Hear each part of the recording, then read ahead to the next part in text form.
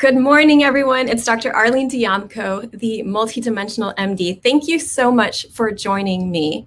My mission is to help bring spirit back to medicine because it was never meant to be separated in the first place. Today, I wanted to talk about how to find yourself when you feel lost.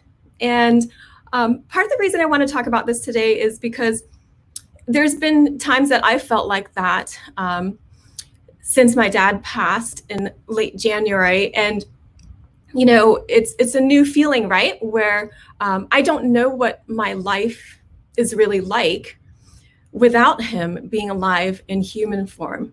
So in a way, sometimes I felt lost because I was like, well, who am I without this that I've known my whole life, without someone around that has always been there for me. So I wanted to talk through with you some things that have helped me. And, as always, in hopes that maybe it helps you or anyone else out there that that's listening. So the first step, and these can be in no particular order, but I will go through 11 and I'll go through some questions to consider.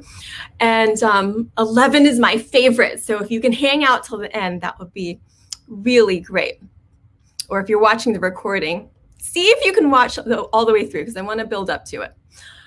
So the first thing is to really move your body because when you're feeling like this heaviness, it's like the world feels like it can be like imploding, or you're like feel like you're imploding on yourself. And it's like if you had the map of your life and what was to come, it's like it feels blank, like you don't know where to go, or your compass feels broken. Well, that's not really what it is, but first, to be able to figure out where you are, you need to know where you are in time and space. And so it's about getting back into your body.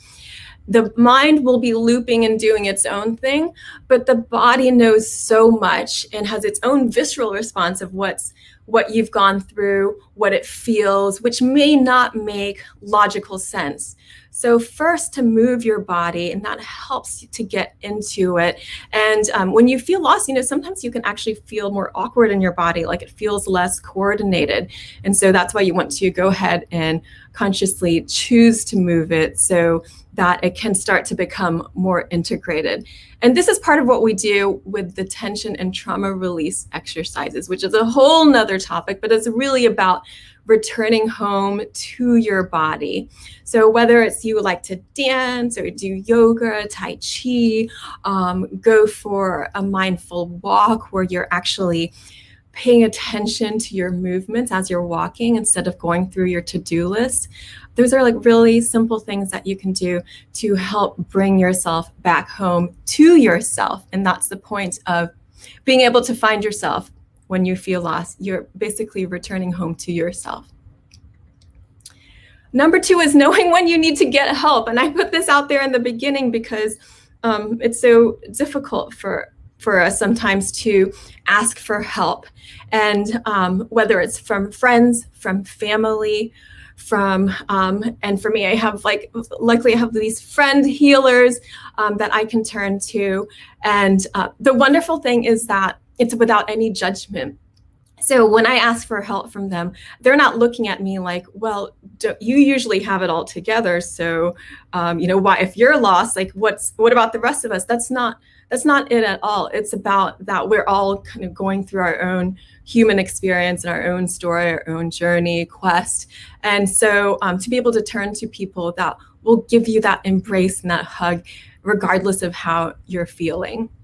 So, and, if you don't know who to turn to even in your personal life, because sometimes things are, they're so intimate and so vulnerable that it can be hard to turn to someone who's right next to you. So in that case, it's okay, go get some professional help. And this is what I do to help people, whether it's a counselor, whether it's an energetic healer, an acupuncturist, anything, cranial osteopathy, whatever you decide to turn to, just allow yourself that gift to be able to help you find you again. Number 3 is to nourish yourself. So really tending to the basics here: movement, nourishment. Nourish yourself with foods that are grounding, because again, you need to be able to come back home to your body. So when you're eating a lot of processed foods, those are really kind of airy and energetically, and they're ungrounding, so the opposite of grounding. And so it can make your more difficult to kind of know and connect with who you are, that true essence. So if you're having a lot of sugar, it's a way of numbing out, but it doesn't help you return home to your body. So eating grounding, nourishing foods, and nourishing in other ways too. So making sure you're getting enough space, rest time for yourself, some quiet time to just really hug yourself in and to nourish yourself. So we're covering the basics here. And then next, I want to go through a few questions to help you just consider things from different perspectives, to kind of like shake it up a bit. And so the first one, or number 4, but the first question would be, what did you do for fun as a child? And this is going to be different, right, for different people. And if you do have memories of your childhood, then this will be one that you can go to. So what did you do for fun? What did you do when you didn't have a care in the world? You didn't have responsibilities? Did you like to go in the backyard? I used to go play in the creek and make things. I made a teepee out of like all these branches, big, large branches that I found fallen in the backyard. I would build a bridge over the tiny creek, which you could really jump over. But so it's like, what is fun for you when you were a child? It's in a way still fun for you now. So for me, it would be like returning back to taking a walk in the woods. And I always love like seeing a babbling brook. And so sometimes I'll have my iPhone with me and to take pictures of it, and in that mindful way. So to be able to have this tangible remembrance of like, oh, okay, some things that I love, and just help me return to my essence. So I know that some people don't have as many memories from childhood, and there's reasons for that. That's okay. But so consider these other questions. What would you do with unlimited time, money, and resources? What would you do if you didn't have this burden of like responsibility to pay the bills, to keep things going? So that's a question, right? And that's something that like gets tossed around at the dinner time. What would you do if you won the lottery for this much money? But it's a neat thing to consider, because you get to know your why, right? So what would you get up for in the morning if you didn't have to do anything? And so, so again, it's going to be different for different people, and there's no right or wrong answer to that. And you can have many answers to it as well. So, but these are great things to journal on, or to do it first thing in the morning before your mind's fully awake. So it's like you get to tap into your subconscious. You're still in a little bit of transition from dream time to wake time. So that's a really neat exercise to do. Just do like 10 minutes, 20 minutes if you have a little bit more time. Get a journal and just stream of consciousness, write down the answers to those questions. The third question I like to consider, and there's so many prompts we could do, but what would you do if you had more confidence? Sure, you could have confidence already, and you could have more confidence in some areas of your life than other. That's natural. We have our talents and our born natural abilities, and the areas that maybe take us a little bit more time. So that's okay. But what if you were completely confident? So you see, this kind of goes along with the other two questions. what if you were full of confidence in whatever it is you wanted to do? If you had unlimited resources, what would you do? It's like, what would you do if you weren't afraid? And then consider that. And this is like, you can also tag on for the good of all. So it's not like doing things that are going to be harmful to yourself or others. So can always have that in the backdrop, for the good of all. What would you do if you weren't afraid and it was for the good of all? And that is really that is part of your compass, pointing the direction towards you, your being, your authentic self. And those are the steps that you take every day. So when you are feeling lost, when you consider this, what would I do if I wasn't afraid? What would I do if I had more confidence? And it was for the good of all. So then you consider, what would you do today for that? And that is the step that you can take today. And it doesn't have to be a big step. It's just any movement, any momentum just starts the process. Number 7.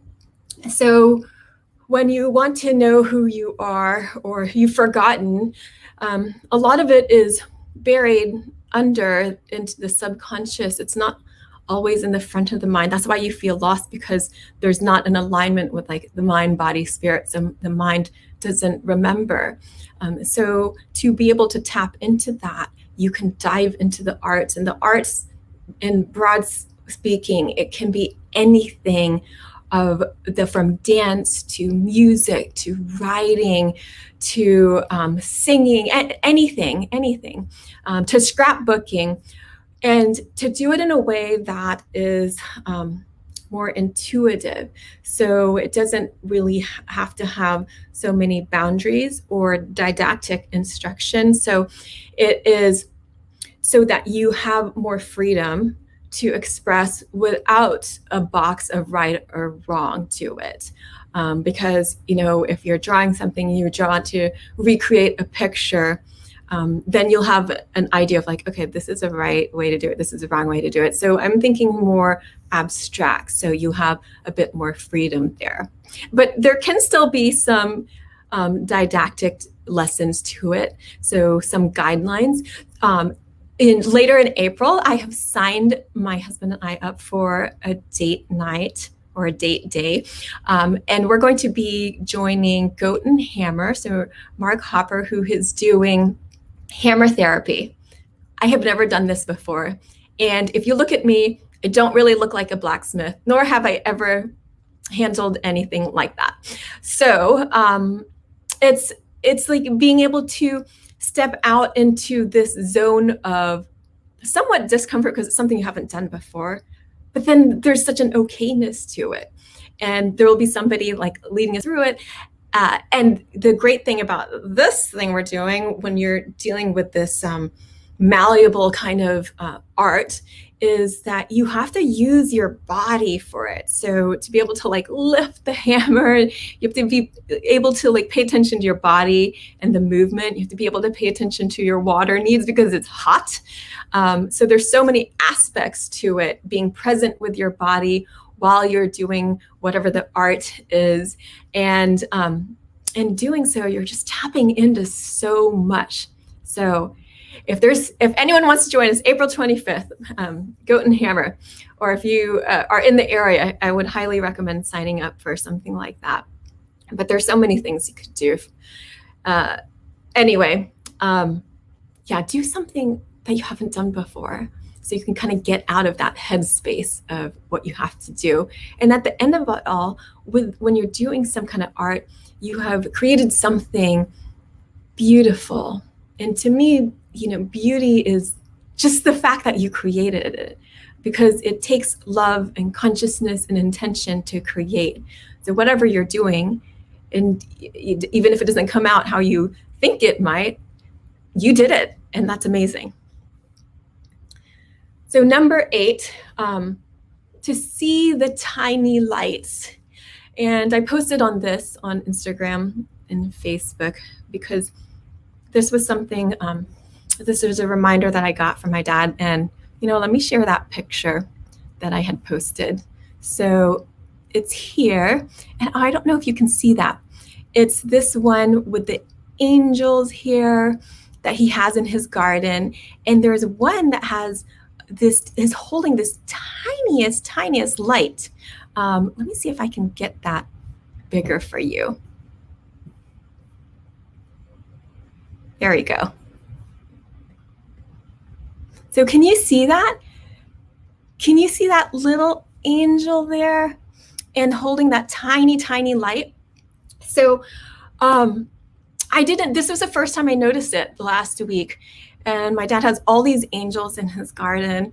And, it was just one of those things that we just thought, that was just his thing to do. But my mom said that if anyone broke, like from a storm, he would replace it right away. So it was really after he transitioned that I could really appreciate how much this meant to him. And it was dark at night. You can't really tell from the picture, but I had never seen this tiny light go off before because I wasn't really out in the back when it was dark. And so it is the tiniest lantern.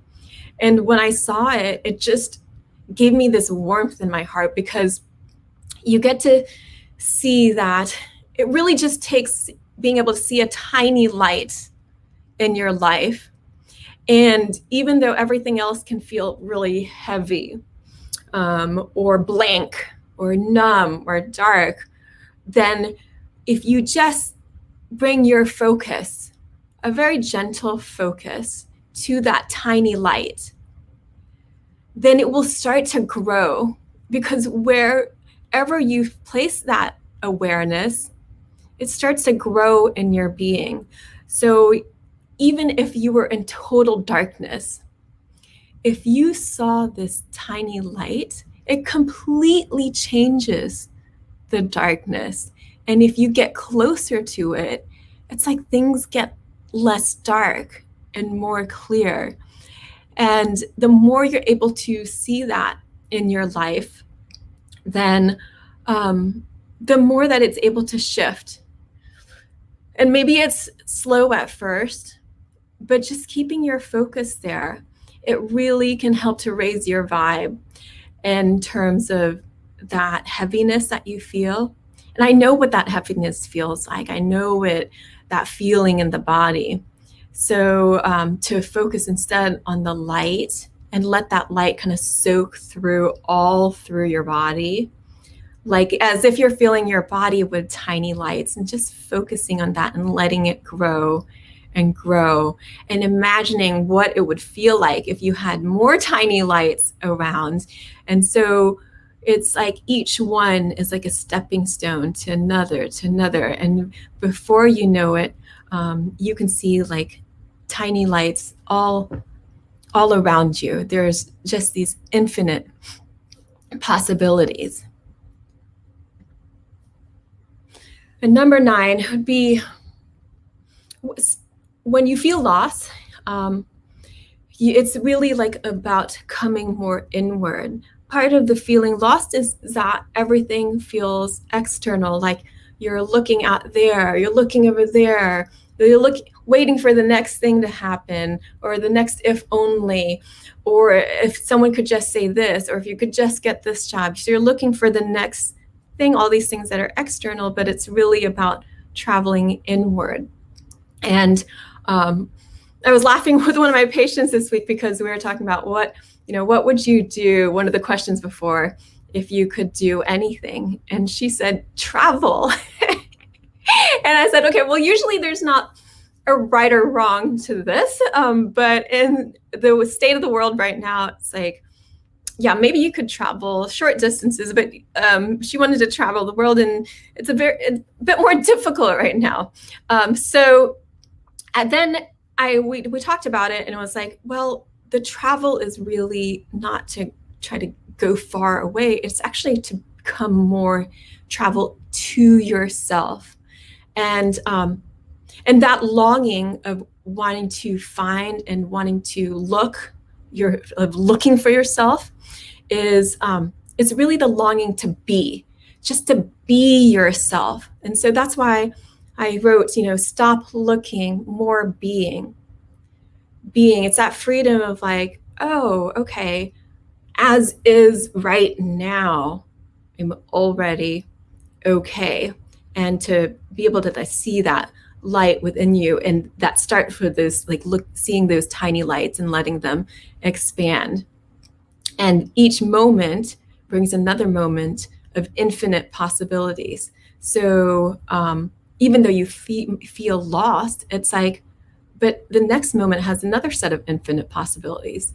And regardless of what choice you make that moment, then the next moment also presents itself with infinite possibilities. So you start to see how freeing that is. And it's not that you're contained or lost or don't know your way. And maybe in a way you feel like there's too much choice, but it's in starting to see yourself that you can have clarity and being able to make those choices from moment to moment. And that there is no right or wrong decision in the steps that you take in life. It's just being. It's just be you, and you cannot mess that up. So once you realize those steps, whatever your steps you're taking right now, you're already being you. So give yourself that expansion of being able to breathe. And number 10, and have the courage to feel, because this takes a lot of courage. When you feel lost, it's because you don't, part of it's you don't like the way you're feeling.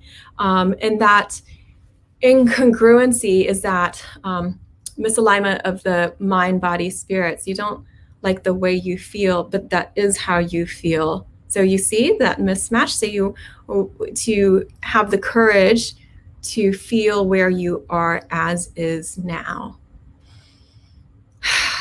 And then from there, you can start to keep going on those stepping stones of the tiny lights, and to create from there. But you can't create, and you can't find yourself from outside of yourself. So it does take some courage to feel the discomfort of the heaviness of the weight, and then see the light even within that, because it's those cracks in the soul, in the body, in the soul, that sometimes you can see the light kind of emanating. You can start to feel. And remember, you feel because you love yourself. You feel because you love. So it is okay to feel. So have courage. Have so much courage. Number 11, so my favorite, which we were kind of hinting at before, is you're not lost after all. You're becoming what you already are. So this starts to get kind of deep, because it's that do nothing and yet everything is done kind of Zen-like feeling. You're not lost after all. And it's not really in the doing, it's in the being. And I love that becoming what you already are, because then you start to see it's like, there is nothing to do, yet everything is done. I'm right here all along. Can I become what I already am? And what you are is made out of light and love, and are made in the image of divine. So can you become who you already are? And the funny thing is, it's already done, regardless of what you try. It's more actually getting the mind on page with it. The body already knows, and that's why it feels all these incongruencies and the symptoms, the achiness. It knows, and it is okay with the totality of it, the totality, the wholeness of your experience, even though it feels like there's so many different parts. Like you feel achy, yet you're whole. You feel like you're lost, yet you're not. So the sooner that you can become who you already are, basically being okay with you as is, then that lifts all the weight. And you can start to uncurl your body. You can start to lift your heart up. It's like if you were a wilted flower and you get to uncurl, round those shoulders back again, and see, be, feel yourself as is. And since you are magnificent and made and divine, there is actually no failing, regardless of what steps you take, because you can't not be who you are. So let yourself bask in that freedom, and then you will see exactly who you are. You're not lost. You are you, and you are divine, and you are amazing and spectacular and magnificent and a shining being of light. And I believe in you. So go out into the world like that and be who you already are. So lots of love to you. If you haven't already, please like and subscribe. You can also connect with me on Instagram and Facebook at All Worlds Health, and my website, allworldshealth.com. I'll be here next week, 11 a.m. EST. So I hope to see you then. Take care and have a great rest of your day and week.